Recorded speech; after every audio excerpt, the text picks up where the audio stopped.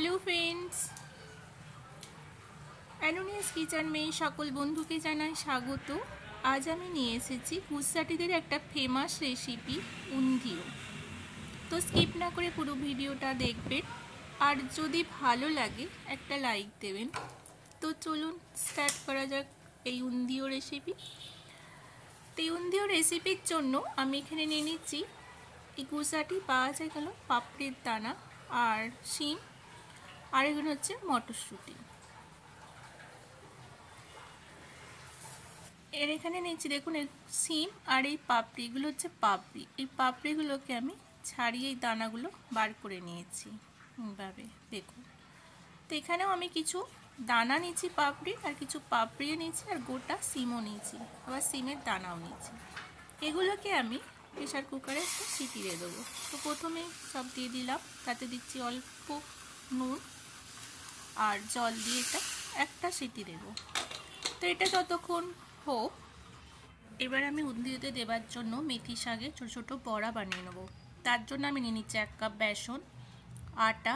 এই আটার সাথেই আমি 4 টেবিল স্পুন আটার সাথে 2 টেবিল স্পুন সুজি মিক্স করে রেখেছিলাম, সেটা দিয়েছি। আর এখানে দিয়ে দিচ্ছি 1 কাপ মেথি শাক।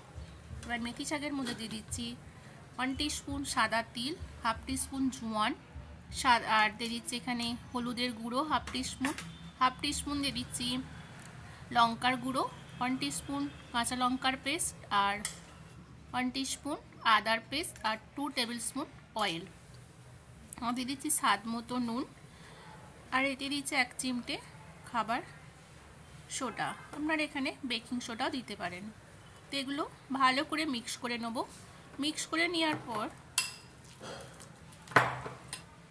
এখানে আমি দিচ্ছি একটা আধখানা লেবুর রস দিয়ে এটা মিক্স করে নেবো। এটা খুব পাতলা হবে না, আবার একদম মোটাও হবে না। তো এটা 10 মিনিটের মতো আমি রেখে দিচ্ছি। ততক্ষণ আমি কিছু সবজি কেটে নেবো এখানে। তো উন্ধিতে দেবার জন্য আমি এখানে বেগুন নিচ্ছি, এরকম ছোটো ছোটো বেগুন, বা যদি আপনারা পারেন বড় বেগুনকেও করে নিতে পারেন। তো এগুলোকে পুরো কাটবো না, শুধু ওপর থেকে এইভাবে 4 চৌকো করে কেটে নেবো। এইভাবে আমি সব বেগুনগুলো কেটে নিচ্ছি। আর এতে আমি দিয়ে দেবো একটা কাঁচা কলা। তো কাঁচা কলাটাকে গোল গোল করে কেটে নিচ্ছি। তো দেখুন এগুলো আমার কাটা হয়ে গেছে, এবং আগে থেকে আমি কেটে রেখেছিলাম ফুলকপি, আলু আর রাঙালু। তো এগুলোকে এবার আমি ভেজে নেব। তো কড়াই আমি তেল বসিয়েছি, গরম হয়ে গেছে। প্রথমে আমি ওই বেসনটা যে বানিয়ে রেখেছিলাম মেথি শাক দিয়ে, সেই বড়াগুলো আগে বানিয়ে নেবো ছোটো ছোটো করে।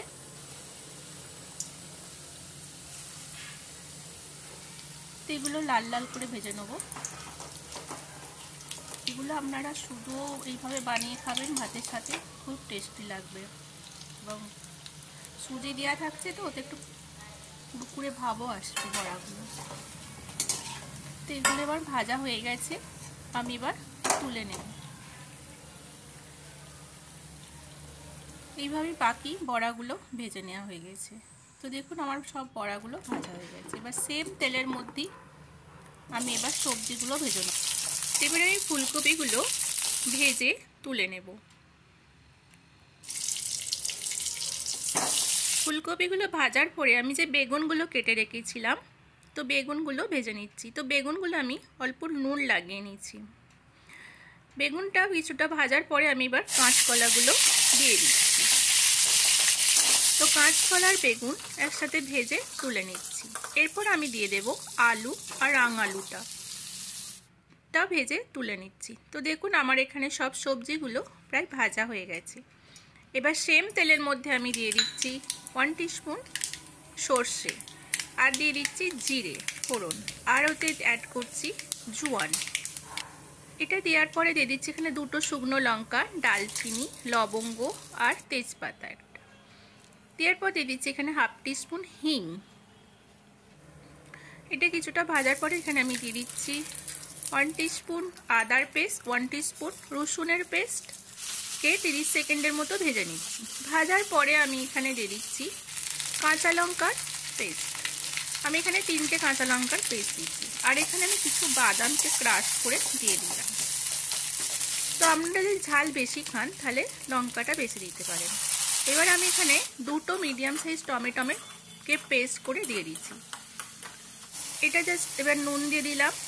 দেওয়ার পরে এখানে দিয়ে দিচ্ছি আমি হলুদ গুঁড়ো, লঙ্কা গুঁড়ো আর ধনে জিরে গুঁড়ো। মশলাটাকে কষিয়ে নেব যতক্ষণ না গা থেকে তেল ছাড়ে, ততক্ষণ এটা এবার আমি কষিয়ে নিচ্ছি। তো দেখুন আমার মশলা কষা হয়ে গেছে। এবার আমি দিয়ে দিচ্ছি 2 টেবিল স্পুন তেঁতুলের রস, মানে তেঁতুলটাকে আমি জলে ভিজিয়ে রেখেছিলাম, সেই রসটা দিয়ে দিলাম। এবার এখানে স্বাদ মতো চিনি দিচ্ছি, আর আমি এখানে দিচ্ছি গরম মশলা।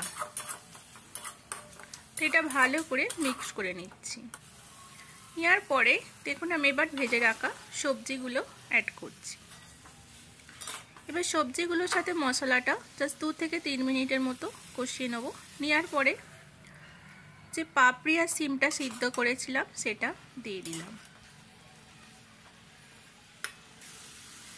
এবার এতে আমি দিয়ে দেব জল। তো জলটা আমি এখানে গরম করে নিয়েছি, আপনারাও জলটা গরম করে দেবেন, তো টেস্টটা ভালো আসবে। তো দেখুন এটা জাস্ট ফুটেই গেছে, হয়ে এসছে আমার। এবার আমি একটু তেল গরম করে নিয়ে নিচ্ছি। 1 টিস্পুন তিল, সাদা তিল আর কিছু কারি পাতা, তো এর উপরে আমি দিয়ে দিচ্ছি। তো এটা আমার দেখুন প্রায় হয়েই গেছে, রেডি হয়ে গেছে। এবার ওর উপর থেকে আমি ধনে পাতা ছড়িয়ে দিচ্ছি। তো দেখুন আমার এখানে উন্দিও রেডি। এটা এবার আমি সার্ভ করে দেব।